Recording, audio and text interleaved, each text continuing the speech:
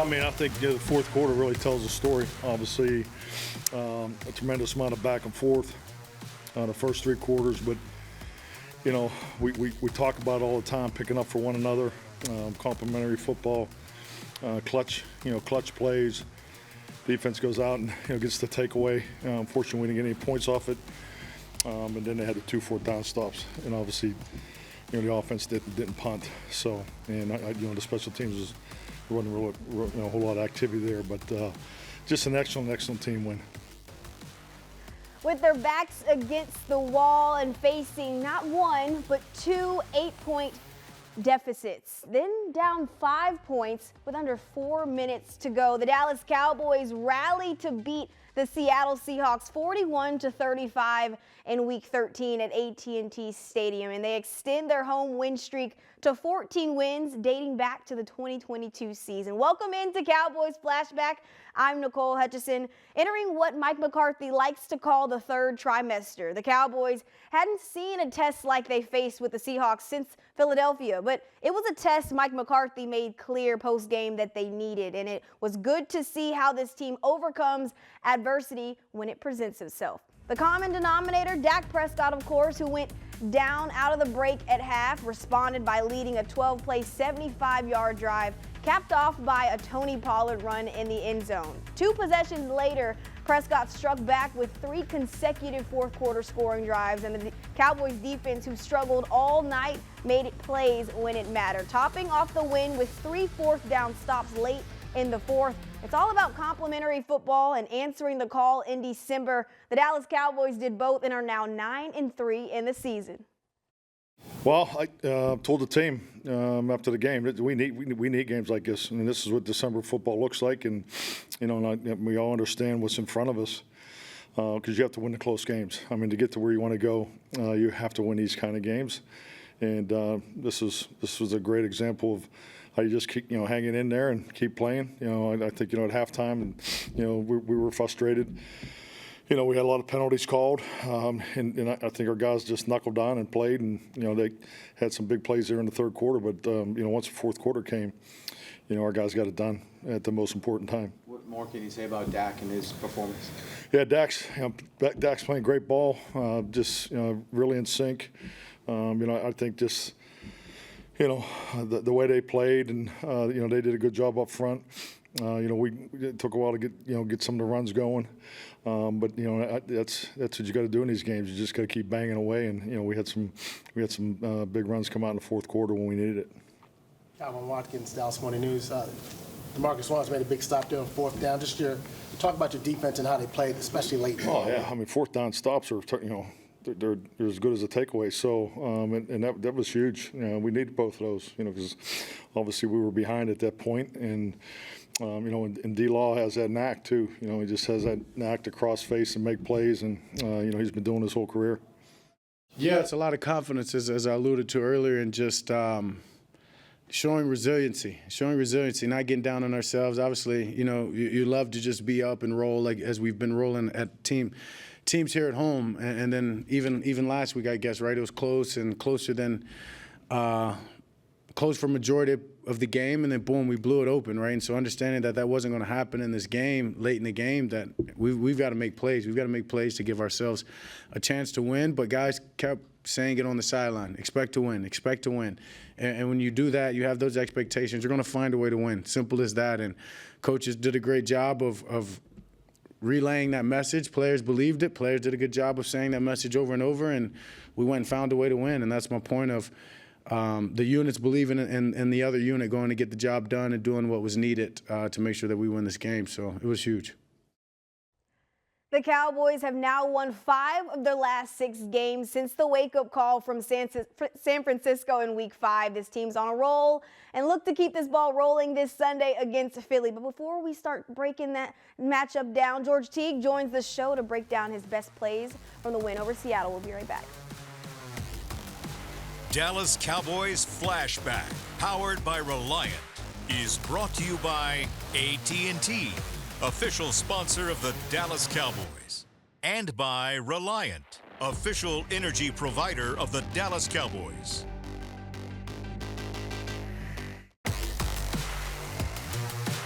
This segment is brought to you by AT&T, official sponsor of the Dallas Cowboys. Yeah, Dak's playing great ball. It's fun when when you're in this rhythm. He has such great command, and it's just a connection, with his teammates, on the field at the line of scrimmage. We're getting in and out of things seamlessly. We're playing with a really good pace, and and that's just how we want to play. We want to attack, and you can only do it, with the championship, caliber quarterback, and Dak is that guy. Dak Prescott throwing his way to be the favorite in the MVP race. He threw for 3 touchdowns against the Seattle Seahawks on Thursday night, making it his 6th straight game with 2 or more multiple passing touchdowns. He now has 3 straight games when he has not thrown an interception. Now his 8th straight game with 100 or higher better passer rating, the most in the NFL right now. I mean, George Teague, you gotta love how Dak Prescott is playing right now. Hey, he is dropping dimes and he is dropping tunes. Yes. I'm loving the here we go. So it's absolutely amazing. So I think he's doing a great job. He's playing very well, using his legs, using his arms, using his brain. There's no way he can't be considered for MVP. Something that he mentioned in postgame was that he can't do it without everyone really buying in, right? The offensive line clicking, his weapons are running great routes. What have you loved from CeeDee Lamb, because he had a special touchdown in that first quarter? The way that he uses his body. Go ahead and put this clip up for me. So this is CeeDee Lamb right down here. There's a 2-back set, and most time you're thinking run, all right? So we're going to add a motion, though, over here. What you really need to see is how that influences this guy to be able to move out, so that when he starts to run his route, boom, he comes back inside of him. All right, so we're gonna let this go, and you'll see that the linebackers flip, pre-snap read. You already know that it is zone. He pushes the corner outside, sticks his foot in the ground, and we just talked about our quarterback dropping dimes. That is a drop dime right over people's heads. Yeah, CeeDee Lamb winning at the top of his route, but that was his 6th 100-yard receiving game, 16th in his career. That breaks Bob Hayes' record that he had. But now moving forward into Jake Ferguson, right? They're starting to use him in pass pro. They're starting to use him in the offensive passing game. They're really using him everywhere. What are you liking from him? We talk about 88 being important, but that 86 is pretty nice as well. He is right here. So Mike McCarthy is getting really creative with how to be able to use him. I guess got to say that I think he is such a inspiration, a physical presence on offense, because he don't take no mess from anybody, right? So in this play right here, our tackle gets out, blocks him. Our center comes out late, blocks, then gets here. Then that lets Fergie do his thing on the screen. So he fakes the block, throws him up, waits for the ball, another dime by number 4, and then you just got the people out in front of you. First down. Woo! First down, Fergie, Yeah. the Cowboys. Yeah, I mean, can we run that back just for a quick second? I mean, like I had mentioned before, they're starting to disguise this offense and what they're trying to do a lot more than they did in the beginning of the season, using him in pass pro, and then he's wide open for the screen pass. So I love to see that. But this defense really struggled. Turn the page a little bit. This defense kind of struggled earlier on, but made stops when they needed to. 3 straight 4th down stops to end the quarter. But Duron Bland, we've got to talk about him a little bit, because he did have his 8th interception in the season, but really struggled against DK Metcalf. He's still one of the top players in the league. So Oh, yeah. everybody's figured that. And all the games aren't going to be always perfect. Duron Bland played a terrific game. But I wanted you guys to see a little bit of technique, because I am a little defensive back, and I kind of like what they do here, right, as well. So his feet are square. We're always taught to open at a V, okay? So I need you to be able to see that. Then I need you to be able to watch his left hand right here, because you're trying to put it on him. So it's very good patience.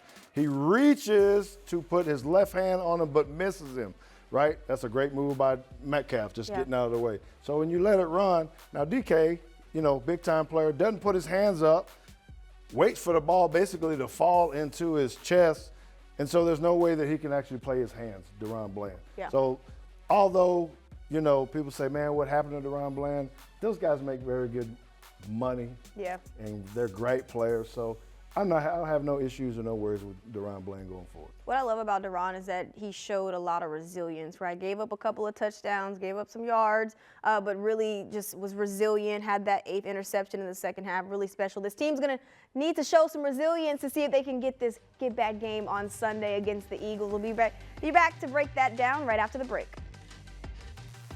This segment was brought to you by AT&T, official sponsor of the Dallas Cowboys.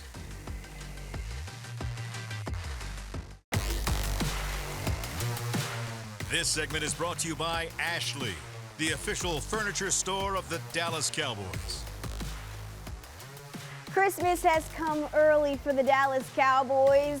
The Eagles come into Sunday in AT&T Stadium fresh off a loss to the 49ers. I think a lot of people are really loving that one. They're now 10-2 in the season. George, I think we can finally take a little breather. You know, they're 10-2. Of course, the Cowboys are 9-3, looking for a chance to be 10-3. This is a chance for the Cowboys to tie for first place in the NFC. Big game on the line. We're going to step right in the ring just like him. Yeah. Let us right jab and an uppercut to finish them. You know, but there are a lot of things that we got to be able to do to be able to stop them. They're still a very talented team. Got a lot of people, right, that we got to stop. So can we talk about Of course. 2 or 3 people that we might Of course. be concerned about? All right. So we always talk about our wide receiver, CeeDee Lamb, right? He has the most receiving yards, or not the most, but the most yards versus man is what I want to put. The guy that has the second most is A.J. Brown, who is up here at the top. So you got to worry about whether or not you're going to play man or zone against this guy. This is a very simple route. I just wanted you to see that we're playing off on him. If you give him this much cushion, he has a lot of options on what to be able to do, right? So we just have to figure out whether or not we're going to play man or zone. So if you watch him coming off, he presses us deep, puts the stop. One thing that the Eagles do is that they give Hurts a lot of time, the most amount of time in the NFL. Their wide receiver, their offensive line is pretty strong, right? So we're going to have to get some pressure on him. Yeah, we did not pressure a lot in that first meeting when the Cowboys lost 28-23, but they also did a good job of containing A.J. Brown, though. Just held to 66 yards. He was fresh off a record of 125 receiving yards, 6 straight into that game. So the Cowboys secondary actually did a really solid job of containing him, but they also have another guy. I think his name is Devontae Smith, maybe. Yeah, he's special, though. He went to this school called Alabama. Yeah, but anyway, you know, so Devontae Smith is right here. Really, the important thing about this is that we need to be able to get off on third downs, right? Third and long or third and short. They'll give you the tush push and all this kind of stuff. So this one, they're just trying to find some holes in the middle, right? And so we always talk about Bland and Gilmore. Our safeties have to cover very well as well, right? So you got Jordan Lewis on him, playing inside leverage, gets turned around a little bit. We just got to be able to get off the field in third downs, that's all. Yeah, pretty solid job on third down in that game. Held them to 50%. We want to see a little, maybe 20%, 30%. That would be great. That'd be nice. That'd be nice. great. But you mentioned how the Eagles have really great protection. That offensive line is pretty solid. But this is going to be another game where you want to see our protection really hold up, especially that right side with Terrence Steele and Zach Martin. Right side. Well, I'm going to spotlight this guy out here, Hassan Riddick.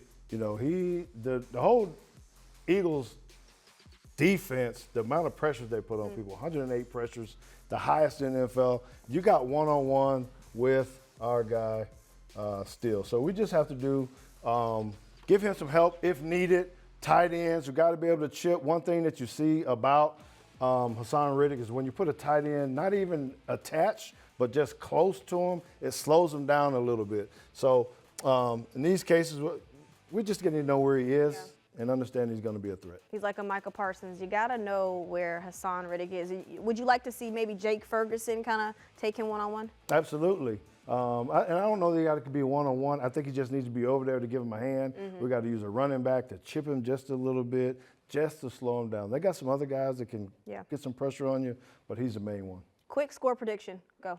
Oh, wow. I am taking us to win 35-27. All right. Cowboys 35-27. He called it. Hopefully the Cowboys can get it done. We're here with Savannah Humoller up next to give us her playmakers of this week's game that she's hoping for. We'll be right back. This segment was brought to you by Ashley, the official furniture store of the Dallas Cowboys.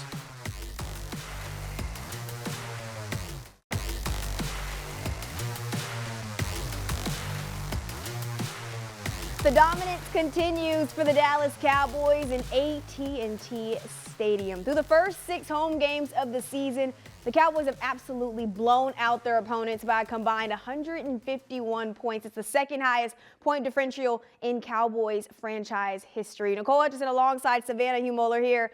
We've got to now try to continue that dominance this Sunday against the Philadelphia Eagles. What are you looking for and who are you expecting to stand out the most this Sunday? I have a few guys for us. Great win against the Seahawks, but we have a bigger game this Sunday against the Philadelphia Eagles, who are 10-2.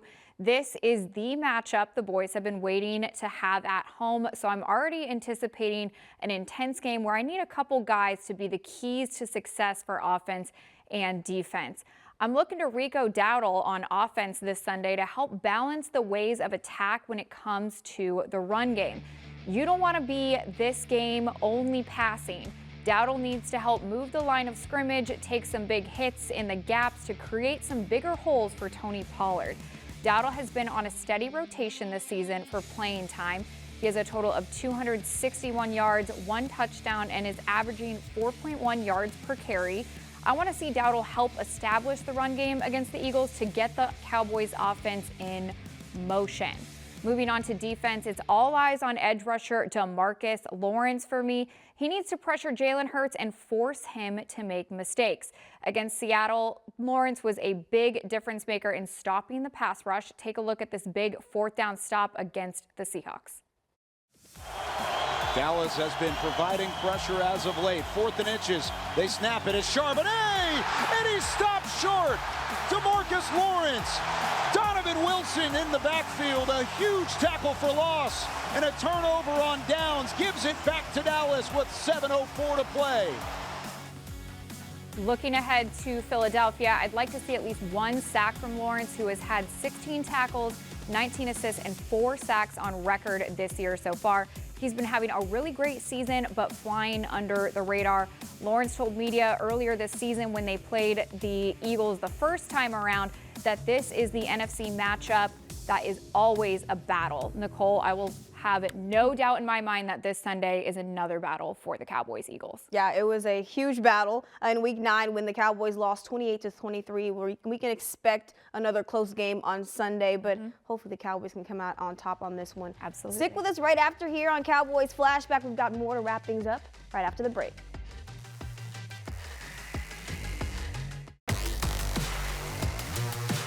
Dallas Cowboys Flashback, powered by Reliant, was brought to you by AT&T, official sponsor of the Dallas Cowboys, and by Reliant, an NRG company.